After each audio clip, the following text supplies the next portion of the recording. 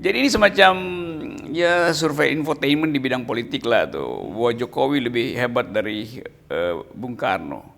Itu nalarnya bagaimana? Kenapa Jokowi populer? Mungkin karena hal-hal yang bertolak belakang dengan Bung Karno. Jadi dia populer karena tidak bisa menyamai Bung Karno. Politik kita, politik tingkat tinggi kita, saya kira persaingan antara Jokowi dan Megawati pada akhirnya. Dan dua-duanya panik karena nggak ketemu tuh. Maka mulailah dicari cara siapa yang harus dipoles, siapa yang harus dihitamkan wajahnya tuh.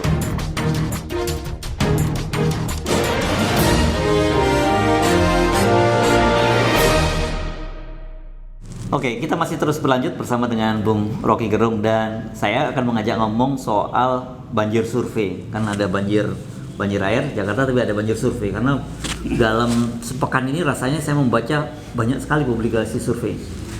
Agak mengagetkan juga ya. Seolah-olah begini, tidak ada angin, tidak ada hujan, tiba-tiba muncul survei tentang kepemimpinan nasional dan juga tentang Anies gitu. Ini fenomena apa sih sebenarnya banjir survei bersama dengan banjir di Jakarta ini? Karena pemesannya jelas, pemesannya ingin agar supaya ada yang dihalangi, ada yang diajukan itu. Jadi ini kan survei yang dari awal kita bisa pastikan itu dipesan berjilid itu. Jadi ini semacam jilid pertama surveinya. Nanti 2 bulan lagi ada jilid baru. Karena kita nggak ngerti ini apa dasarnya tuh ada survei tentang kepemimpinan. Ke depan tiba-tiba tuh. Terus membandingkan dengan presiden sebelumnya begitu. Jokowi dibandingkan dengan Presiden Soekarno, dibandingkan dengan Presiden SB, dibandingkan dengan Habibie dan sebagainya gitu. Dan ternyata Jokowi unggul. Dia hanya kalah dengan Pak Harto saja. Apa gunanya? Jadi kalau unggul terhadap yang lain tuh terus unggul terhadap siapa yang belum itu kan gak ada gunanya kan. Sebagai survei cuma mau memperlihatkan bahwa dia lebih unggul. Dia lebih disukai nih, persisnya begitu ya. Lebih disukai. Saya juga agak bingung. Apa hubungannya ya antara membandingkan Soekarno? Bung Karno kan Bung Karno. Kalau Bung Karno baca itu mungkin dirobek-robek hasil surveinya tuh. Ya. Tapi pasti ada sesuatu yang menjadi target itu. Bung Rocky, tidak hanya sekedar bercanda gitu. Saya mungkin nangkapnya begini nih. Jokowi ingin tinggalkan legacy. Belum ada yang bisa dia tinggalkan. Yang satu-satunya yang bakal dibanggakan adalah pemindahan ibu kota tuh. Nah, dalam kecemasan itu bisa postur politik Pak Jokowi itu turun. Nah, kalau di survei elektabilitas sudah pasti nggak gunanya kan, apalagi udah periode kedua. Kalau di survei soal ekonomi udah pasti hancur tuh. Di survei demokrasi udah pasti hancur.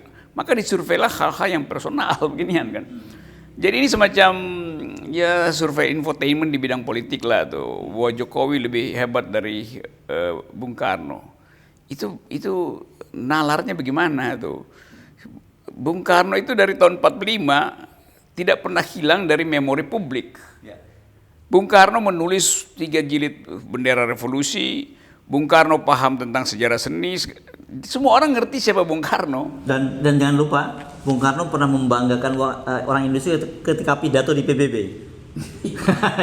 yang Jokowi tidak pernah hadir di sana gitu kan. Ya karena itu, jadi kenapa Jokowi populer? Mungkin karena hal-hal yang bertolak belakang dengan Bung Karno. Jadi dia populer karena tidak bisa menyamai Bung Karno gitu. Kira itu sebetulnya kan. Kan nggak masuk akal.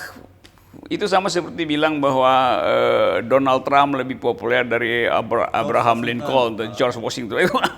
Itu hancur pikiran orang itu kan. Tapi kalau kita yang hancur sebetulnya pikiran si surveyor yang hancur. Tapi kira-kira ada kaitannya nggak dengan persaingan antara Megawati sebagai pewaris Bung Karno dengan Jokowi kira-kira? Ya saya kira itu implisitnya begitu karena politik kita, politik tingkat tinggi kita. Saya kira persaingan antara Jokowi dan Megawati pada akhirnya.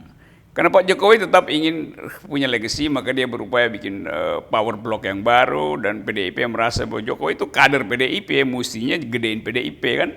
Jadi persaingan itu sebetulnya yang samar-samar tapi makin lama makin terlihat bahwa PDIP harus cari calon alternatif, Jokowi harus cari legacy dan dua-duanya panik karena nggak ketemu tuh. Maka mulailah dicari cara siapa yang harus dipoles, siapa yang harus hitamkan wajahnya tuh. Nah sekarang Jokowi lagi dipoles itu, tapi agak bukan menyedihkan, agak dungu membandingkan Jokowi dengan Bung Karno. Itu metodologinya apa itu? Kenapa nggak bandingin aja apa namanya Pak Jokowi dengan Nyai Roro Kidul misalnya, siapa lebih populer gitu. Jadi banyak yang aneh nih surveyor ini. Nah dalam keanehan itu kita mesti anggap bahwa ini surveyor ini sedang bekerja untuk upacara politik berikut, dan upacara itu memang sudah ada kwitansinya tuh.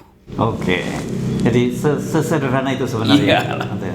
Jadi kita nggak perlu terlalu pusing memikirkan apa, atau bagaimana kita menyikapinya. Apakah kita ketawa-ketawa saja atau seperti bagaimana nih, orang banyak marah nih tentang hasil survei itu. Ya semua ingin jadi ratu kan, jadi surveyor ingin jadi ratu, bukan Petruk aja yang ingin jadi ratu, dan akhirnya surveyor itu juga Petruk semua kan.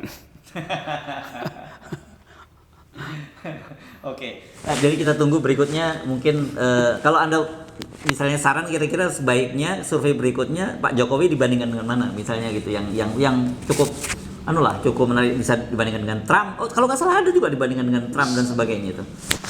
Mungkin dibandingkan dengan Pangeran Diponegoro aja. Itu jauh lebih konkret ya. Iya, lebih masuk akal karena orang ingin lihat hal yang soal kepemimpinan, bahwa Pangeran Diponegoro memimpin dari atas kuda, Pak Jokowi memimpin sebagai Petruk yang dikendalikan oleh Semar, itu kan itu lebih mudah orang bayangkan itu.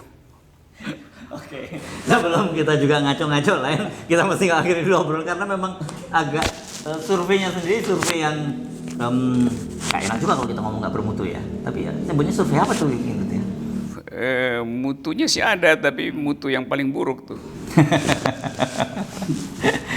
Oke, kita mesti akhiri ngobrol kali ini dengan Bung Rocky sebelum kita kemana-mana. Sampai jumpa lagi.